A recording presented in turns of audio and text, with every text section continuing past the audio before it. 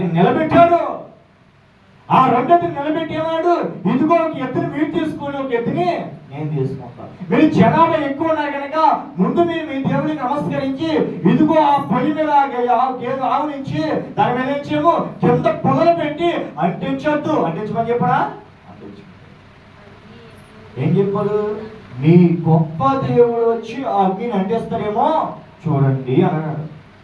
మీరు ఏం చేస్తారో చేయండి. సూర్యోదయం నుంచి సూర్యాస్తం వరకు ఎన్నో ప్రయత్నాలు చేస్తారు. ఆ ప్రజలందరూ ఎన్నో ప్రయత్నాలు చేస్తారు, ఎన్నెన్నో చేస్తారు. వాళ్ళు బలిపీఠం దగ్గర కూర్చుని ఎన్నో నాట్యాలు, ఎన్నో కేకలేస్తారు, ఎన్నో అరుపులు వేస్తారు. వాళ్ళ ఇష్టం ప్రకారం ఎన్నెన్నో చేస్తారు. వారి శరీరాలు కోసుకుని రక్తం కాల్చుకుని ఎన్ని చేసినా అగ్ని ఎదిగిందా? ఆ కత్తులు అలాగే ఉన్నాయి. ఎలిగించేవాడు ఎవరు ఉన్నారా? లేడు.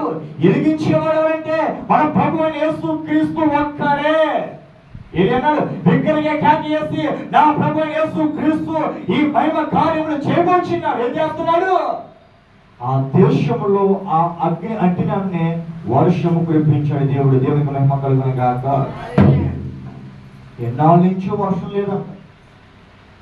దేశమంతా కరువు వచ్చింది, పంట లేదు, తినడానికి ఏమీ లేదు. దేశమంతా పచ్చగా ఉండే దేశము ఎడారిగా మారిపోయింది. ఎడారి ప్రాంతం ఎలా మార్చాడు?